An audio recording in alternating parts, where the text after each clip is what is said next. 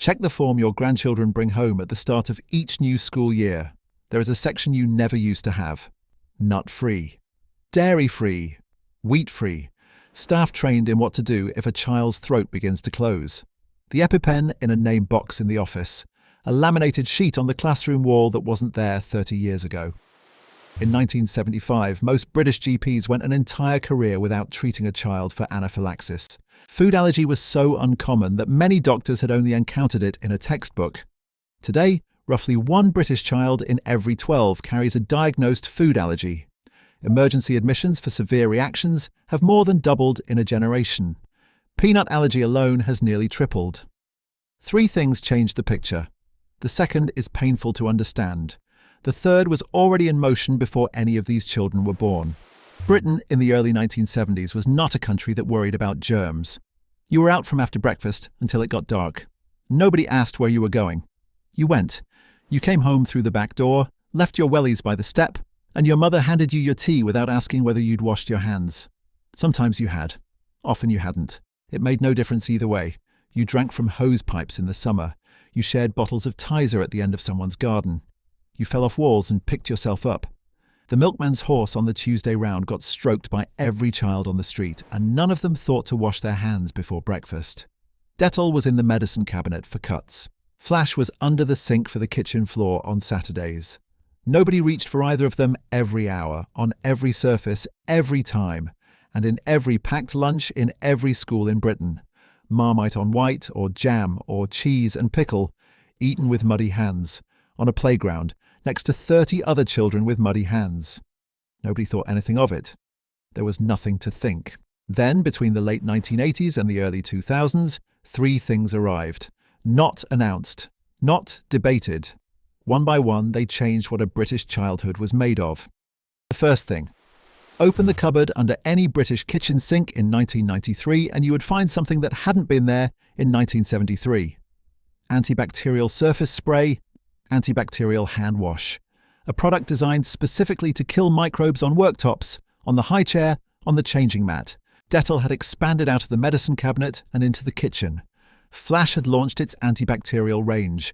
Within a few years, antibacterial wipes had found their way into every school bag and every handbag in the country. The marketing was simple. Germs are dangerous, and killing them is love. A parent who wiped down the high chair between every meal was a careful parent. Every television advertisement said so. Nobody mentioned what was being wiped away alongside the germs.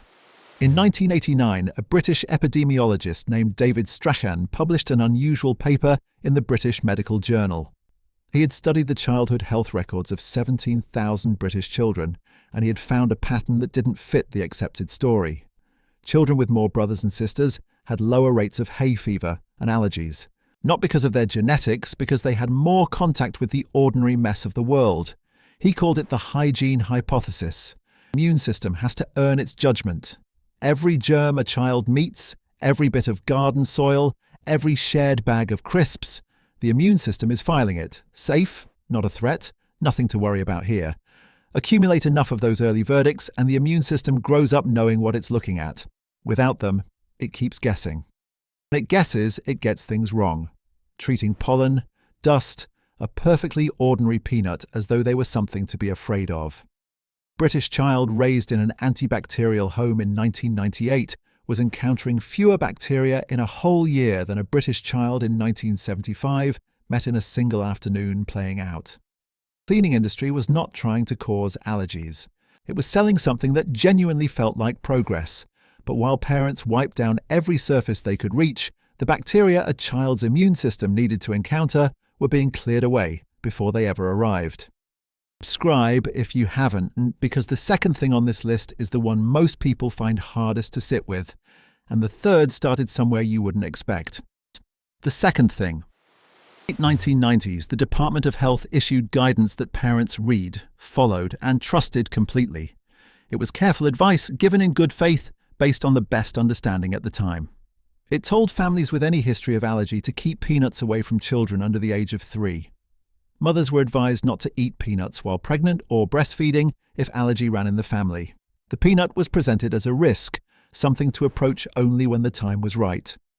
Years that followed, a generation of British children was kept away from peanuts during exactly the window when their immune systems would have quietly registered the peanut as just food, not a threat.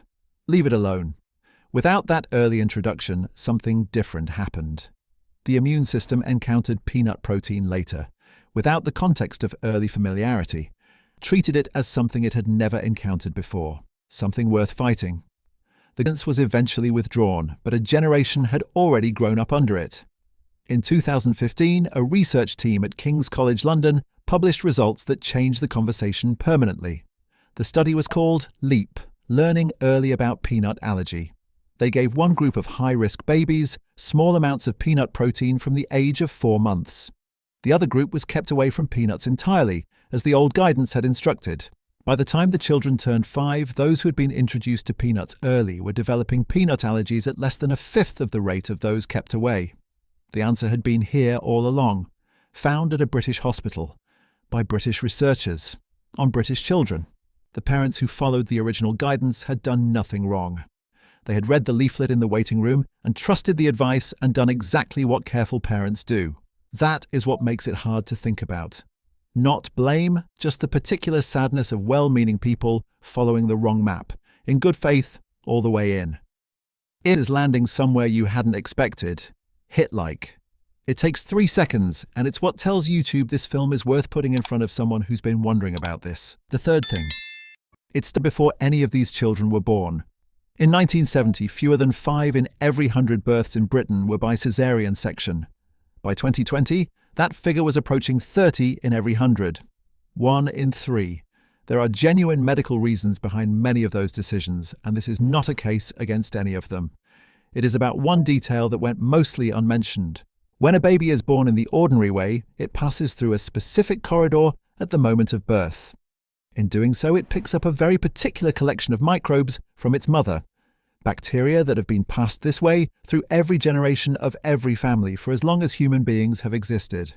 These bacteria become the first residents of the gut. They are the foundation on which the immune system is built.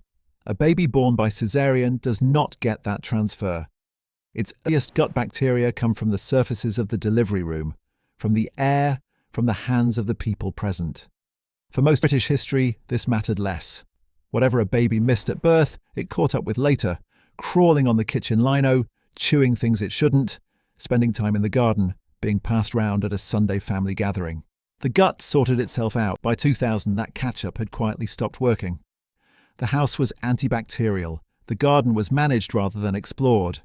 The gut bacteria, already off to a difficult start, were never given the time or the ordinary contact they needed to recover. And then antibiotics. By 2000s, many British children were receiving multiple full courses of antibiotics before the age of 2, rightly when they were needed.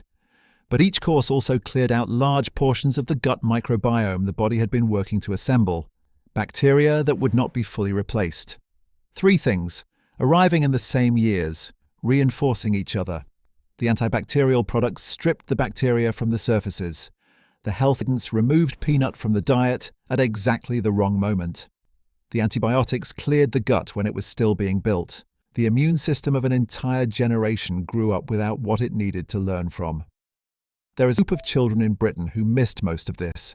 The ones growing up on working farms in the Welsh borders, in rural Cumbria, in the Scottish agricultural communities that still look more or less as they always have. Children who are outdoors from the moment they can walk, in daily contact with animals and soil and hay, and the productive, unsterilized mess of farm life. Their allergy rates are lower. Their asthma rates are lower. Research looking at this pattern have found what looks like a living comparison. Children still being raised the way British children were raised before, and whose immune systems behave accordingly. It is not genetics. It is not the landscape. It is the same thing it has always been. Here is what this actually means. The British children in those old school photographs, the ones eating Marmite sandwiches on the playground, knees black, not a hand sanitizer in sight, were not healthier because they were tougher or better built. They were healthier because the world around them was still, without anyone planning it, giving their immune systems what they needed. 3 things changed that, not all at once. Quietly, over about 20 years, without a headline. Food allergies were not written into your grandchildren. They are a response to a childhood that had something taken out of it. The guidance has now changed. Pediatricians recommend the opposite of what the leaflet said in 1999. Introduce peanuts early, on purpose, and let children meet the world. The muddy knees were not just mess. The Tizer shared over someone's garden wall was not just a childhood memory. Without anyone knowing it, they were doing something that mattered. When did you first notice the forms getting longer? Tell us in the comments. Subscribe and hit the bell. We're here every week. Go and find the next one.